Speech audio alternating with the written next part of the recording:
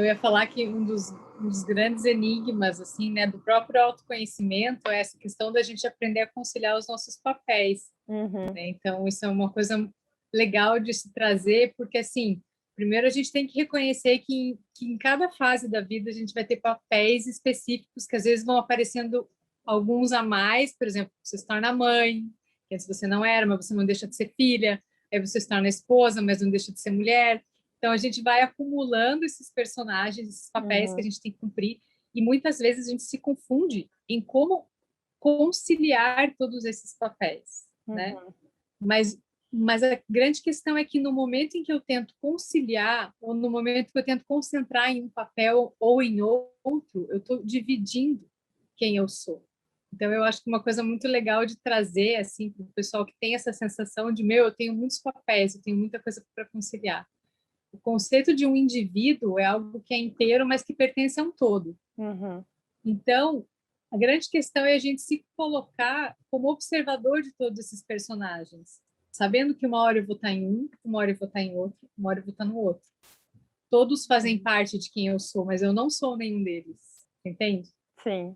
Não, e E aí que esse é um ponto importante, porque justamente acho que já começa a trazer uma leveza, para não vir com aquela pressão desses inúmeros exato, papéis, é conseguir esse olhar de fora e também, de certa forma, ter mais uma compaixão, né, com nós mesmos, para perceber que tem alguns momentos que tudo bem se a gente fizer algo que não era bem da forma como gostaria, ou que não alcançou bem naquele tempo, ou o resultado como esperado, e que tudo tem o seu tempo também, se nós estivermos constantemente olhando para nós mesmos, e não ficar só nessa correria em busca de algo para cumprir, né?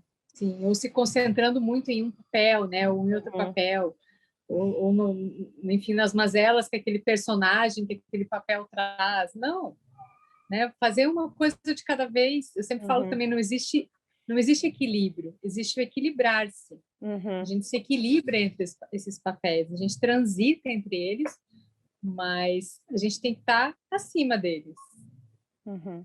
né? Acima deles. E tem momentos que algo, ou por alguma questão de prioridade, nós podemos desejar estar mais em algum ponto, algum pilar da nossa vida para dar um suporte maior e depois, é nesse sentido, equilibrar às vezes, né? Opa, eu estou precisando cuidar um pouco mais da minha saúde, por exemplo. Isso vai Isso. acabar sendo transversal para todos, mas eu preciso dar um foco maior. Com isso, eu acabo dizendo não para algumas outras coisas, porque nós temos 24 horas, então temos que saber direcionar esse tempo em função também das prioridades.